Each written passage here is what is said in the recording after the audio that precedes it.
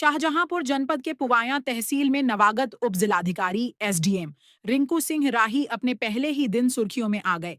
सोमवार रात को उन्होंने पदभार ग्रहण किया और मंगलवार को तहसील का दौरा करते समय एक ऐसी मिसाल पेश की जिसने पूरे जिले में चर्चा का विषय बना दिया। मंगलवार को जब एसडीएम रिंकू सिंह राही पुवाया तहसील परिसर में निरीक्षण कर रहे थे, तभी उन्होंने एक वकील के मुंशी को खुले में पेशाब करते हुए पकड़ लिया।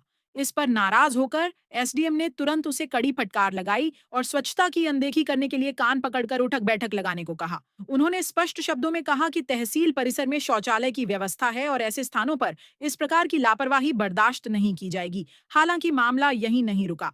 तहसील परिसर में पहले से धरना दे रहे अधिवक्ताओं ने इसका विरोध जताते हुए कहा कि शौचालय गंदे और अनुपयोगी हैं, इसलिए मजबूरीवश लोगों को खुले में जाना पड़ता है।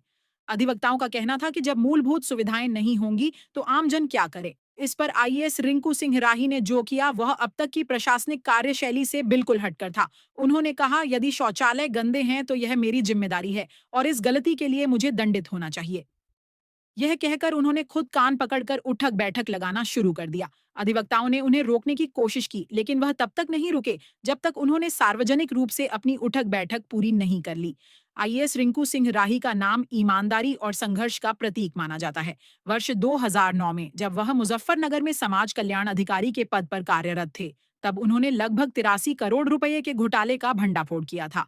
इस साहसिक कदम के बाद उन पर जानलेवा हमला हुआ, जिसमें उन्हें 7 गोलियां लगी थीं और उनका चेहरा बुरी तरह क्षतिग्रस्त हो गया था। लेकिन मौत को मात देकर उन्होंने फिर से प्रशासनिक सेवा में वापसी की और आज भी ईमानदारी के साथ जन सेवा कर रहे हैं।